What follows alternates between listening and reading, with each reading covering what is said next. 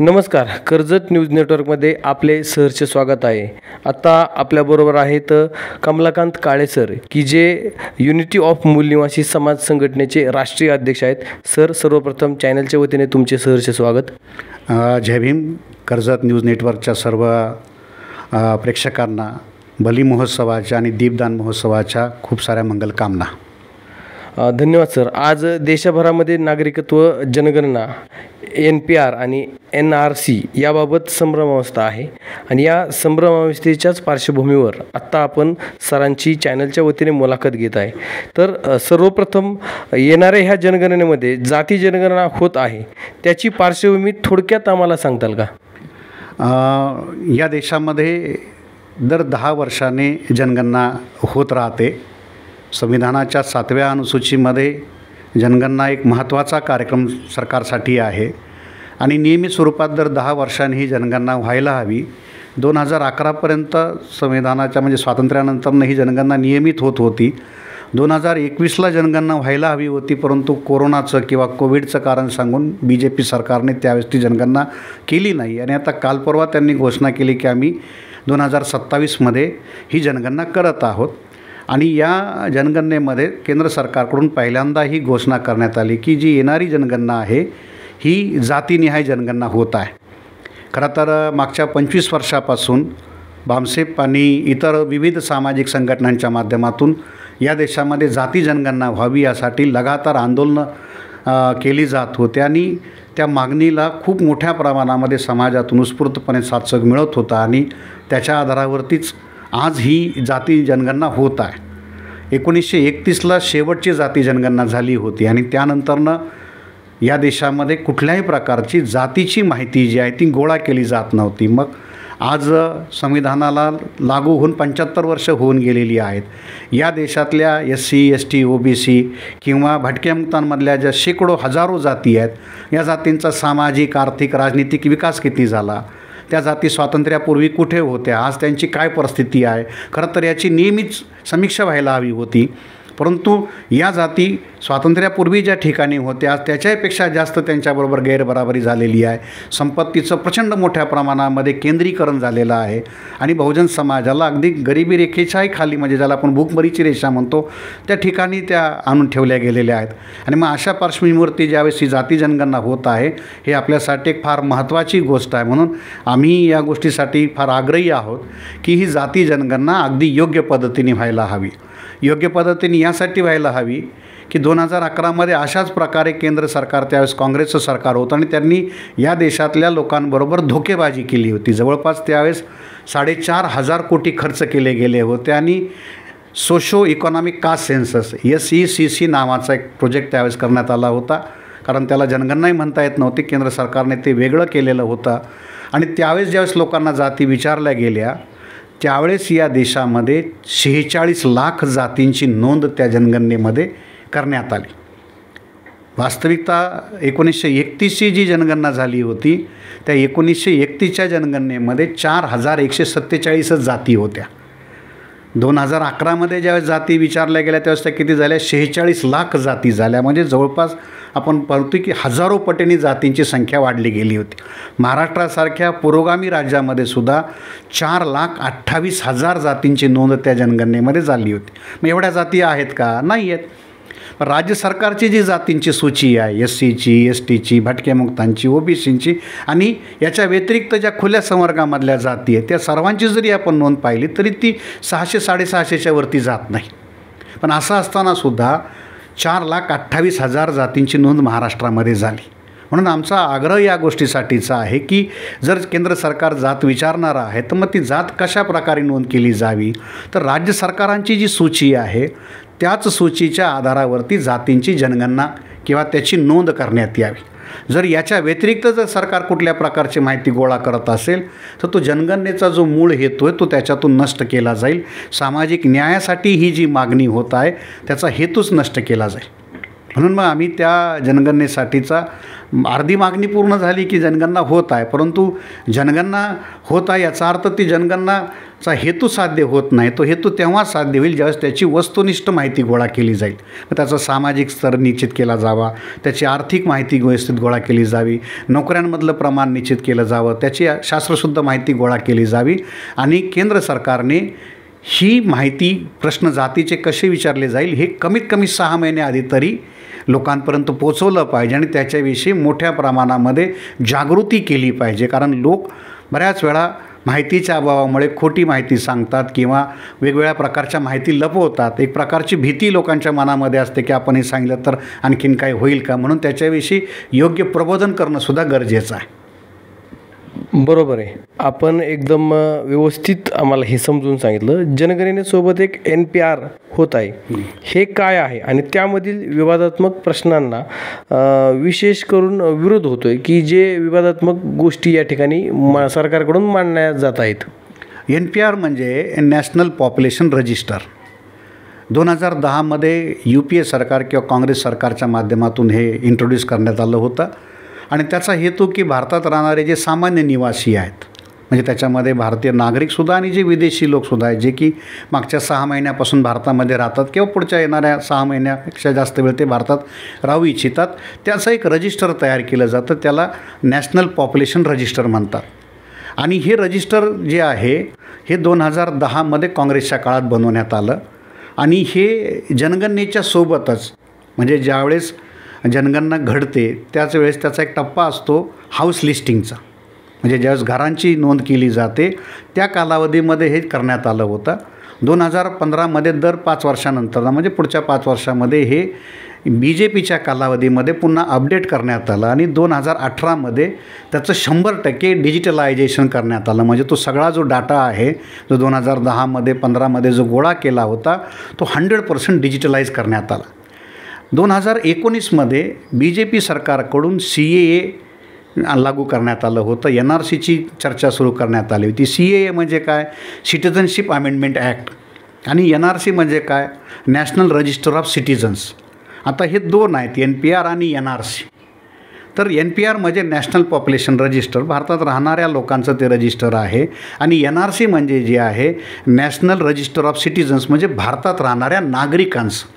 कारण कुठल्याही देशात साधारण प्रकारचे 2 लोक असतात, एक त्या देशाचे नागरिक आणि दुसरे त्या देशामध्ये असणारे परंतु ते देशाचे नागरिक नाही, म्हणजे ते कोण आहेत, विदेशी. काल परवापर्यंत ते विदेशी होते. 2003मध्ये नागरिकत्वाच्या कायद्यामध्ये बदल करण्यात आले आणि त्याच्यामध्ये जे भारतात शरणार्थी म्हणून जे आलेले लोक होते, वेगवेगळ्या कारणास्तव भारतामध्ये शरणार्थी म्हणून आलेले जे लोक आहेत, त्या शरणार्थी असणाऱ्या लोकांना घुसपेटी म्हणून घोषित करण्यात आलं. त्यांचं शरणार्थी जे स्टेटस होतं ते नाकारून त्यांना घुसपेटी किंवा ज्या प्रकारचं आपण म्हणू की सीमा पार करून हे जाणीवपूर्वक घुसपेट करण्याच्या हेतूने आलेले आहेत, अशा प्रकारे त्यांना अवैध प्रवासी घोषित करण्यात आलं. मग आता ह्या NPRमध्ये काय झालं की 2019ला त्या CAAच्या विरोधामध्ये NRCच्या विरोधामध्ये देशभरामध्ये उग्र आंदोलन झालं. भारत बंदसुद्धा त्यावेळेस संघटनेच्या वतीने पुकारण्यात आला आणि तो सफलसुद्धा झाला.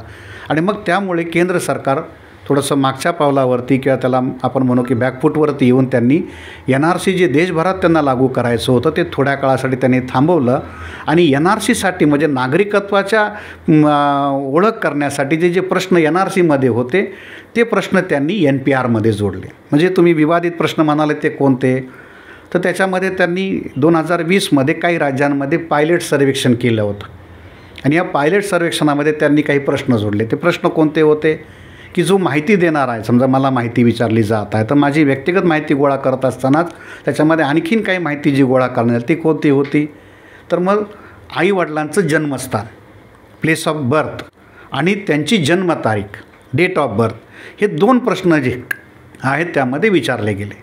आता आपल्याला प्रश्न पडेल की ह्याच्यात वेगळं काय आहे की माझे आईवडील जन्माला कुठं आले, त्यांची जन्मतारीख काय हे मला माहीत नाही का, माहिती आहे. मग ही जी माहिती जी NPRमध्ये दिली जाईल ती NPRमध्ये दिलेली माहिती ही माहिती NRCसाठी सरकार वापरेल. जनगणनेमध्ये जी तुम्ही माहिती देता ती माहिती कुठल्याही कारणास्तव नॉन ट्रान्सफरेबल आहे, ती दुसरीकडे कुठल्याही कारणासाठी वापरता येत नाही. इव्हन इफ हायकोर्ट किंवा सुप्रीम कोर्टालासुद्धा ती माहिती घेणं हे अवघड आहे. मग याच्यातून मार्ग कसा काढायचा, मग 2003च्या नागरिकत्वाच्या कायद्यामध्ये जे संशोधन करण्यात आलं त्याच्या तहतच NPR आणि NRCला जोडण्यात आला आणि ही जी माहिती NPRमध्ये जी गोळा होते ती माहिती NRCसाठी वापरता येऊ शकते. आणि मग आता आमच्याकडं काय आहे की आमच्याकडे दस्तावेज नाही आहेत. म्हणजे आम्हाला आमचं जन्मस्थान माहिती आहे, आमच्याकडं जन्मतारखा माहिती आहेत, पण आमच्याकडं आमच्या जन्माचं प्रमाणपत्र आहे का, म्हणजे ज्याला आपण बर्थ सर्टिफिकेट म्हणतो ते आहेत का.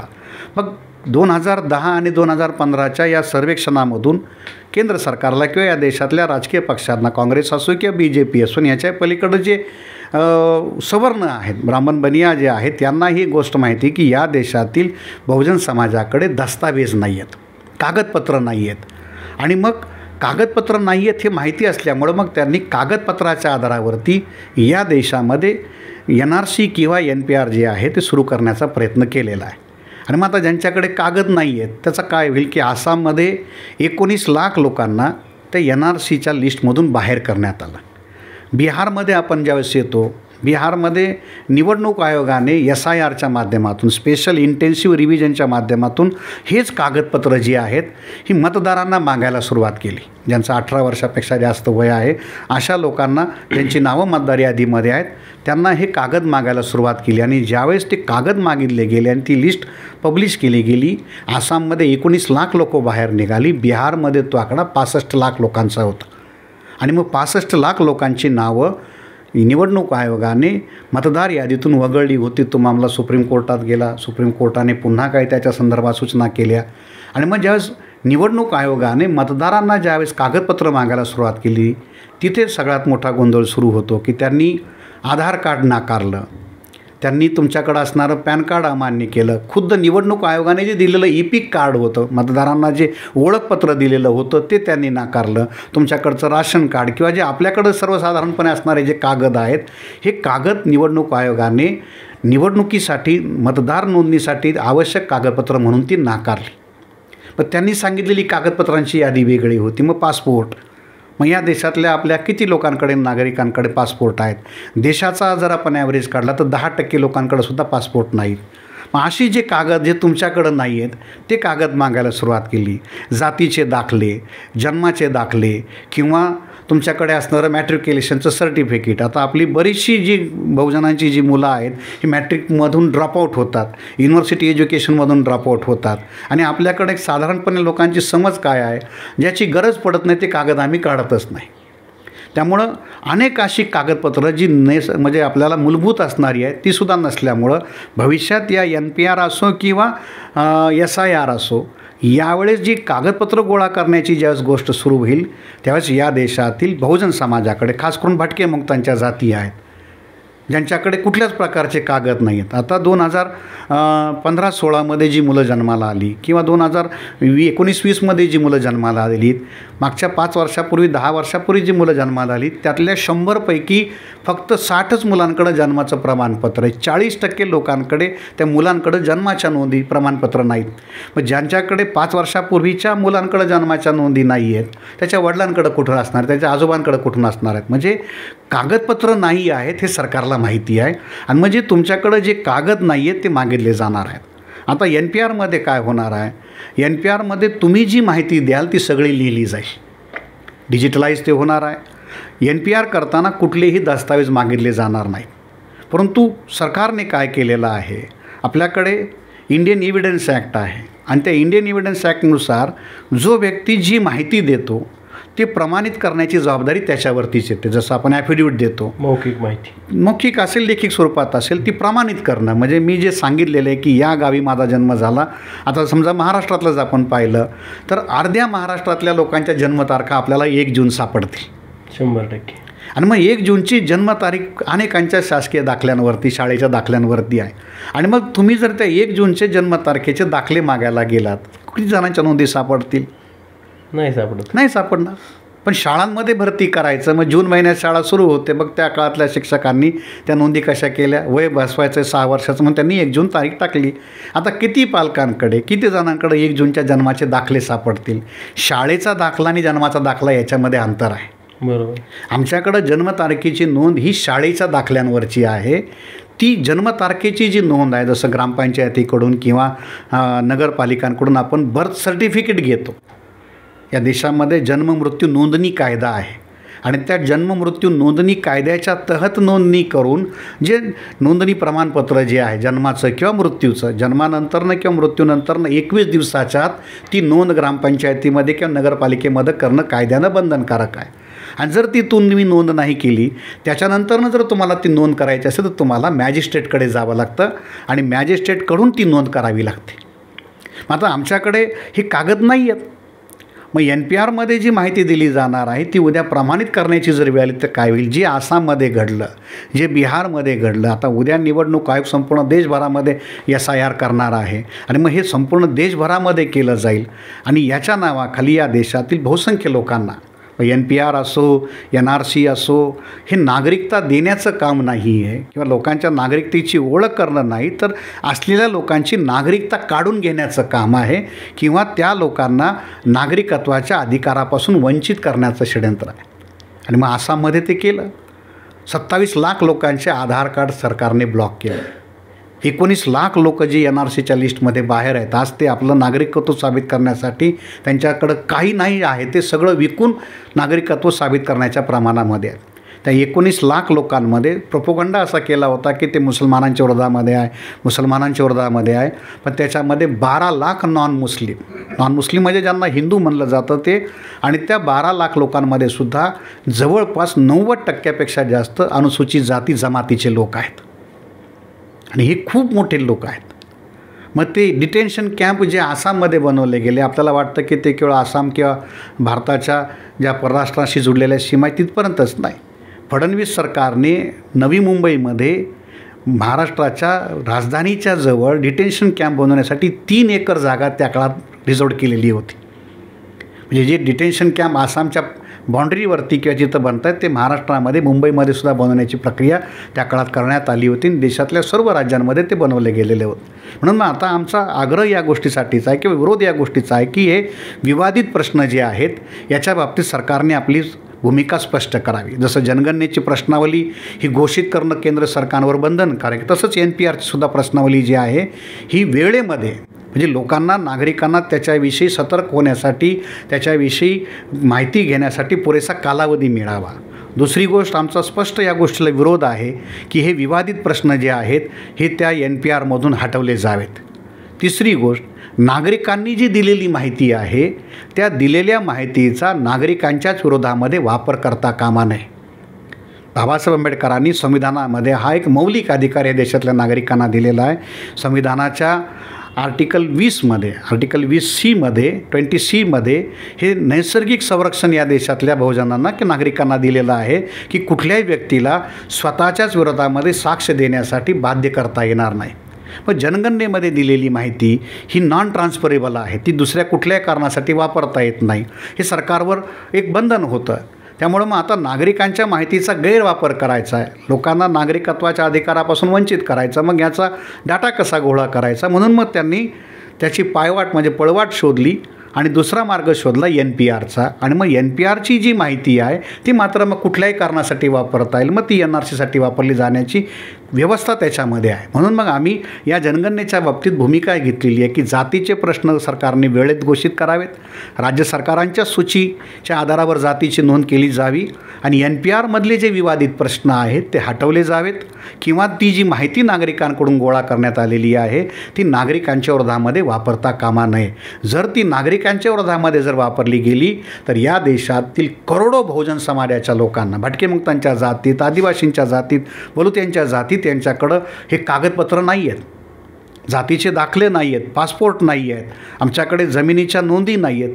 मग हे सगळे कागद जे आमच्याकडं जे नाही आहेत याच्या आधारावर जर NRC करण्यात आली, NPR जर करण्यात आलं तर या देशातील करोडो लोकांना नागरिकत्वाच्या अधिकारापासून वंचित करता येऊ शकतं किंवा तशा प्रकारची टांगती तलवार किंवा भीती त्यांच्या डोक्यावर टांगून ठेवता येऊ शकते.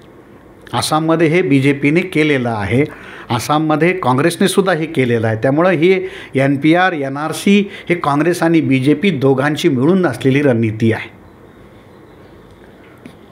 आपल्या विश्लेषणाच्या अनुषंगाने की नागरिकांच्या मनामध्ये जी भीती असते, सरकारची भूमिका, आणि ह्या भीतीपोटी आपण बघितले की आता आसाममध्ये काय झालं, तीच जनगणनेच्या पार्श्वभूमीनंतर महाराष्ट्र असेल किंवा भारतामध्ये सर्वत्र ही परिस्थिती हे म्हणजे SIR किंवा NPR किंवा NPC ह्याच्या माध्यमातून जनगणनेच्या कालखंडामध्ये नागरिकांमध्ये ही जी भीती आहे ही माणूस घाबरल्यानंतर तो वेगळ्या पद्धतीने रिॲक्ट करतो आणि त्याची पार्श्वभूमी पुढे वाईट गोष्टी घडण्यामध्ये होते.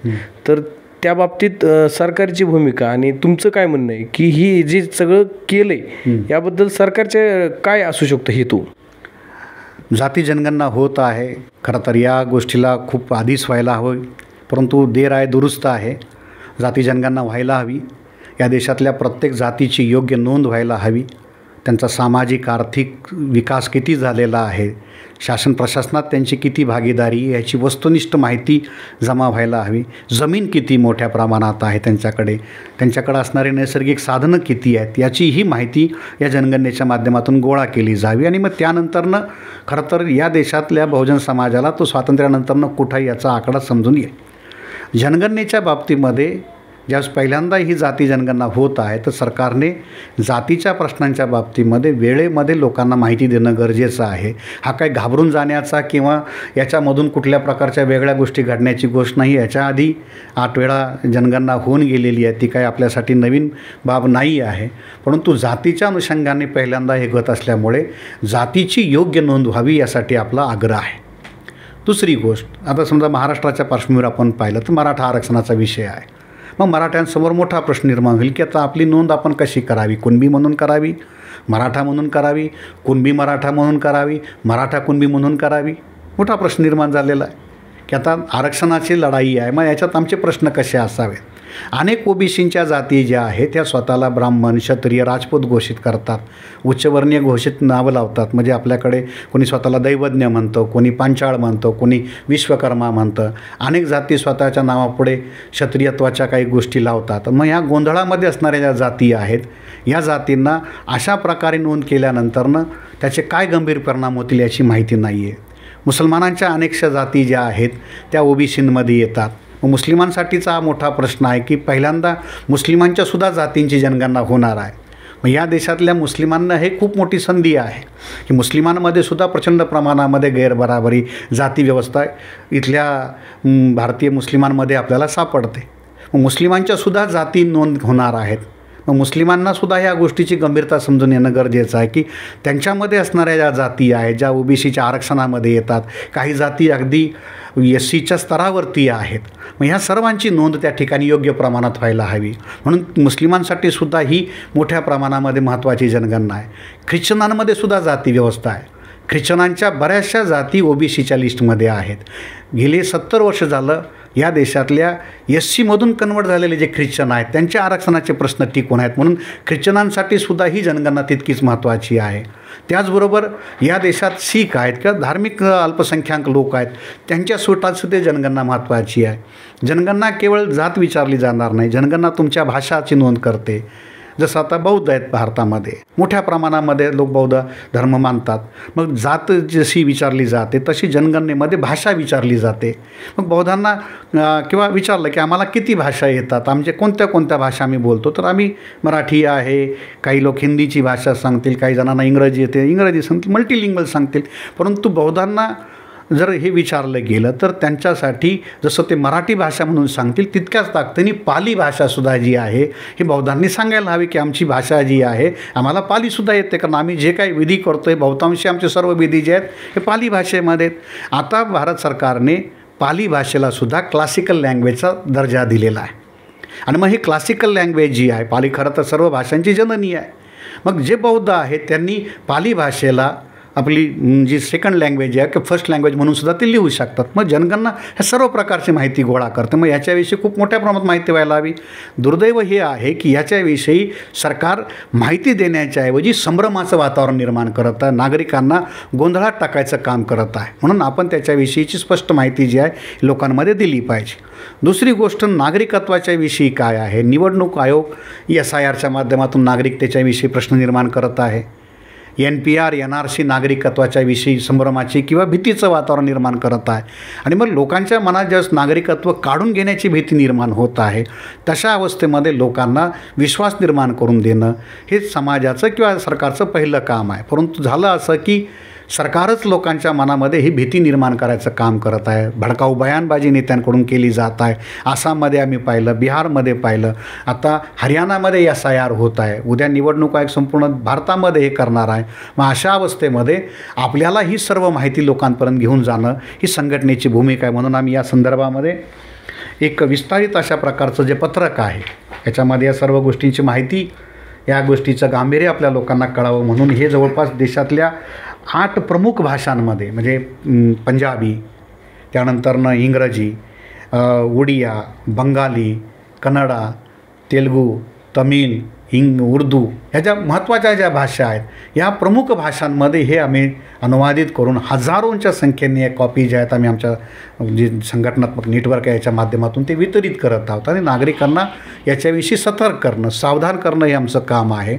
आणि नागरिकांनी दिलेली जी माहिती आहे ती नागरिकांच्या विरोधामध्ये वापरता कामा नये यासाठीचं आहे. जर समजा कागदपत्रांचा अभाव असेल तर सरकारची जबाबदारी आहे की ते कागदपत्र त्यांनी लोकांकडून बनवून घ्यावेत. बोगस आधार कार्ड, बोगस राशन कार्ड किंवा बोगस वोटर कार्डच्या नावाखाली हे सगळं केलं जातं. जसं SIR का केलं जात आहे, बोगस मतदारांचा प्रश्न समोर आणला जात आहे. मग साधा प्रश्न आहे की बोगस मतदार बनले हे कोणी बनवले?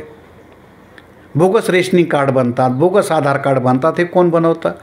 बोगस रेशनिंग कार्ड किंवा बोगस आधार कार्ड किंवा बोगस वोटर कार्ड हे स्वतः राजकीय पक्ष आपल्या स्वतःच्या फायद्यासाठी बनवतात. त्यांची जी स्वतःची राजनीतिक जी भ्रष्टाचार आहे, सिस्टममध्ये असणारा भ्रष्टाचार आहे, आपल्या पक्षाच्या अनुकूल लोकांना त्या गोष्टीसाठी ते बनवत आहेत आणि त्यासाठी ते करून घेत आहेत. मग जर बोगस मतदार कार्ड बनत असतील, बोगस आधार कार्ड बनले असतील तर याला जबाबदार सरकार आहे. सरकारच्या यंत्रणेकडून ते बनवले जात आहेत. मग दोष तुमच्या यंत्रणेमध्ये आहे आणि तुम्ही किंमत कुणाला मोजायला लावतात? नागरिकांना मोजायला लावतात. आणि म्हणून मग या गोष्टीसाठी आम्ही सतर्क असलं पाहिजे. मतदार याद्यांमधला घोळ हा काही BJP आली म्हणून सुरू नाही आहे. महाराष्ट्रातल्या लोकांना एक गोष्ट माहिती असली पाहिजे की अण्णाभाऊ साठे आणि त्यांचे भाऊ शंकर साठे यांचीसुद्धा नावं मतदार यादीतून गायब होती. खुद्द अण्णाभाऊ साठे आणि त्यांचे भाऊ शंकर साठे यांचीसुद्धा नाव मतदार यादीतून वगळण्यात आली होती, कारण ते काँग्रेसच्या विरोधात होते म्हणून.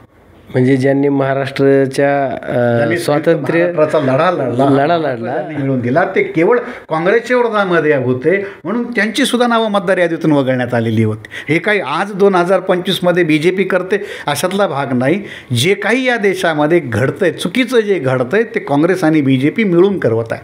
म्हणून कांशीरामजी त्यांना सापनात नागनाथ जे म्हणायचे ते या कारणासाठी. बरोबर आहे. आज राज्यकर्ते स्वतःच्या फायद्यासाठी जनतेचा वापर करतायत आणि ते पण अशा जनतेचा वापर करतायत की जे त्यांच्याच मागं उभं राहतील, त्याच्यासाठी त्यांना वाटेल ते देण्याचा प्रयत्न सुरू आहे.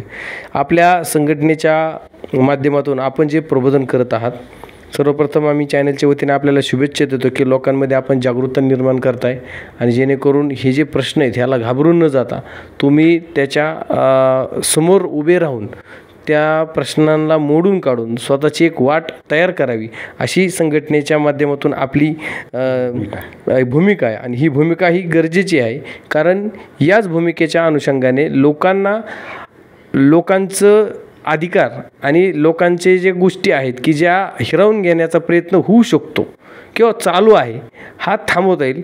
सर, तुमचं खूप खूप आभार की आपण आमच्या चॅनलसाठी वेळ दिला आणि आपल्या संघटनेची भूमिका मांडली.